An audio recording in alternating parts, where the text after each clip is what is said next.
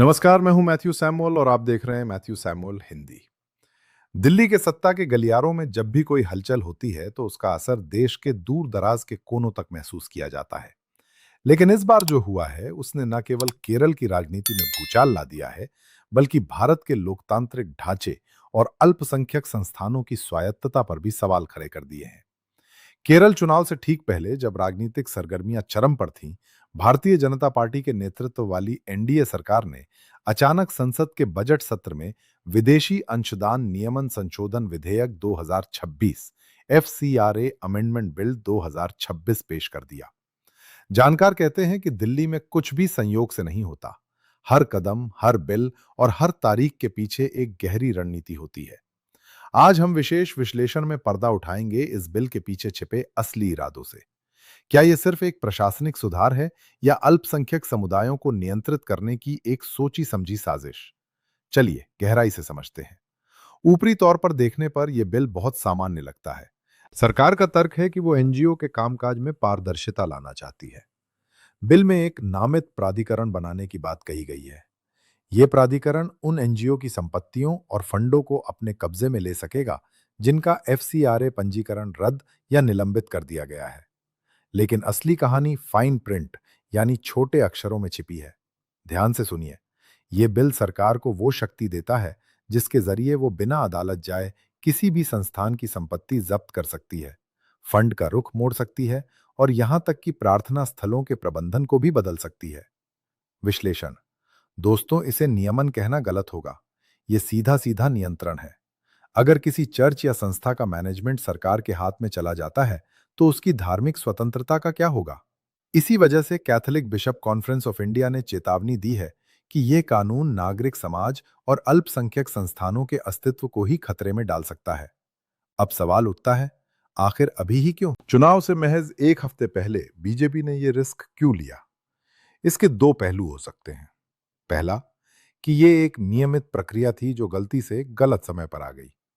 लेकिन राजनीति में गलती शब्द बहुत कम इस्तेमाल होता है। दूसरा और अधिक वास्तविक पहलू यह है कि यह एक कैलकुलेटेड पॉलिटिकल टेस्ट था।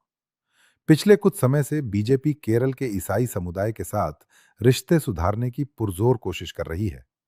स्नेह यात्रा जैसे कार्यक्रमों के जरिए ईसाई बेल्ट में पैठ बनाई गई। तो फिर अचानक ऐसा बिल क्यों, जिससे यह सारा गुडविल खत्म हो जाए? रणनीति समझिए।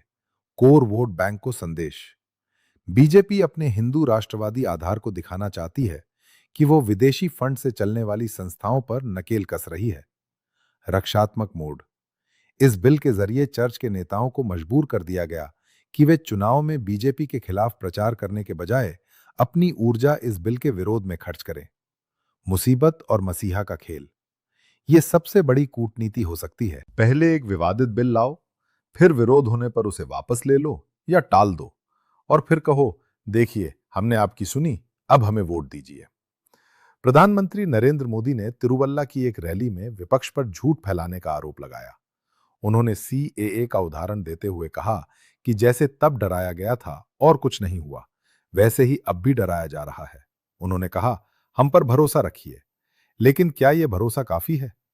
कांग्रेस सांसद शशि थरूर का कहना है कि सरकार की बातों पर आंख बंद करके विश्वास नहीं किया जा सकता। इतिहास गवाह है कि सरकार पहले एक विवादित कानून लाती है, कड़ा विरोध होने पर उसे चुनाव के लिए टाल देती है और फिर सही समय आने पर उसे चुपचाप वापस ले आती है।